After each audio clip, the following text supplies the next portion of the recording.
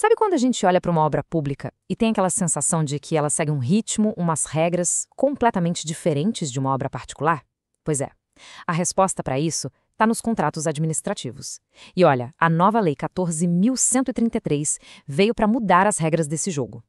Vamos entender o que realmente está em jogo quando o governo decide contratar um serviço ou uma obra. Olhando de longe, parece a mesma coisa, né? Um contrato é um contrato. Mas quando uma das partes é o governo, a história muda completamente. Aqui, o objetivo final não é o lucro de uma empresa, mas sim o interesse de todo mundo, o interesse público. E é essa diferença básica, fundamental, que cria um universo de regras bem particulares que a gente vai desvendar agora. Pensa assim, ó, num contrato privado, a gente tem um acordo entre iguais. É uma relação, digamos, horizontal. Duas empresas, duas pessoas negociando no mesmo nível. Já no contrato público, a relação é vertical. O Estado não está ali negociando em nome próprio, ele está representando o interesse de toda a coletividade. E para proteger esse interesse maior, a lei dá a ele uma posição de superioridade. É um desequilíbrio de propósito, sabe? E entender isso é a chave para entender todo o resto. Bom, o nosso roteiro aqui é bem direto. Primeiro, vamos entender por que as regras são tão diferentes. Depois, a gente vai mergulhar nesses superpoderes que o Estado ganha. Na sequência, vamos ver como a nova lei tenta trazer mais equilíbrio para essa balança. O que acontece quando alguém pisa na bola e, no final, a gente junta tudo para ter o mapa completo desse cenário. Então, vamos lá. Primeira parte, as regras do jogo. E a regra número 1, aqui desenha o campo inteiro, é o tal do princípio da verticalidade. E aqui está o pulo do gato. Essa verticalidade não é para ser autoritarismo de jeito nenhum. Ela é uma ferramenta da lei. O objetivo não é dar uma vantagem para o governo em si, mas sim garantir que o interesse público, seja a estrada, o hospital, a escola, seja protegido acima de qualquer interesse particular. É por isso que a lei cria esse desnível de propósito, dando ao Estado poderes que nenhuma empresa privada sonharia em ter.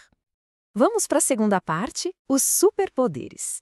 Esses poderes especiais aparecem no contrato como as chamadas cláusulas exorbitantes. O nome já diz tudo, né? São cláusulas que exorbitam, que vão muito além do que seria normal ou aceitável num contrato comum entre particulares. Vamos conhecer os principais?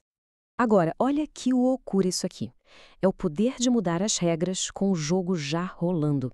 Imagina que estão construindo uma rodovia e, no meio da obra, surge uma tecnologia de iluminação muito mais eficiente e econômica. A administração pode, sozinha, chegar e falar: vamos mudar o projeto para incluir essa nova tecnologia? O contratado não pode simplesmente virar e dizer: ah, não foi isso que a gente combinou. Ele tem que aceitar. Claro, desde que o equilíbrio financeiro do contrato seja reajustado, óbvio. Mas calma, esse poder não é um cheque em branco. A lei estabelece um limite bem claro. 25% do valor inicial do contrato, para mais ou para menos, na maioria das alterações. Isso funciona como uma proteção para o contratado, para evitar que o projeto seja totalmente desfigurado no meio do caminho.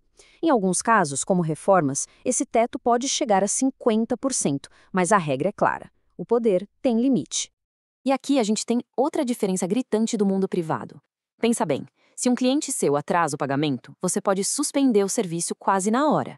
Com o governo, a lógica é outra. O princípio da continuidade do serviço público fala mais alto. A empresa que está construindo um hospital, por exemplo, não pode simplesmente largar as ferramentas e abandonar o canteiro no primeiro mês de atraso. O prejuízo para a população seria gigantesco. A lei, então, define o tamanho desse sacrifício. A empresa tem que segurar as pontas e continuar a obra, mesmo com pagamentos atrasados por até 2 meses. Só depois desse prazo é que ela ganha o direito de, legalmente, paralisar os serviços. É um fardo e tanto, mas que mostra, de novo, a prioridade total do interesse público sobre o privado. Chegamos na terceira parte, o que a nova lei trouxe de novo. Porque, se a relação é tão desigual, como é que se atrai boas empresas para contratar com o governo? A nova lei tentou responder essa pergunta. Ela não acabou com os superpoderes, mas criou mecanismos para deixar o jogo mais justo e, principalmente, mais previsível.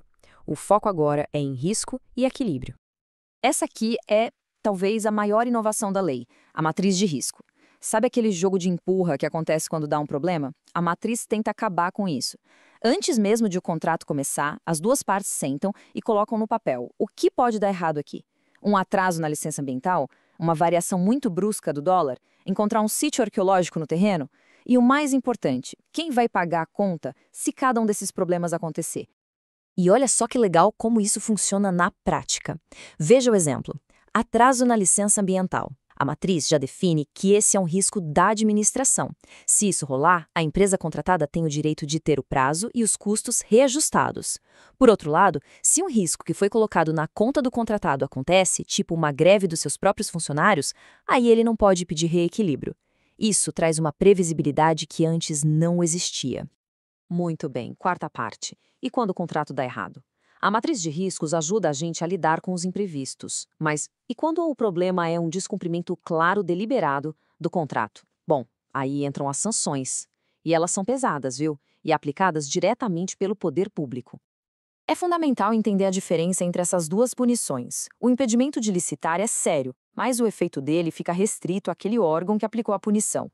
Agora, a declaração de inidoneidade, que está aí à direita, essa é a pena de morte administrativa. Por faltas gravíssimas, como fraude, a empresa fica proibida de fechar contrato com qualquer órgão público no Brasil inteiro, por no mínimo 3 anos.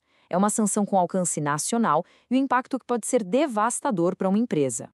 E chegamos à nossa última parte, a visão geral. Depois de passar pelas regras, os poderes, as mudanças e as punições, o que a gente realmente precisa tirar de lição desse novo cenário? Vamos conectar todos os pontos.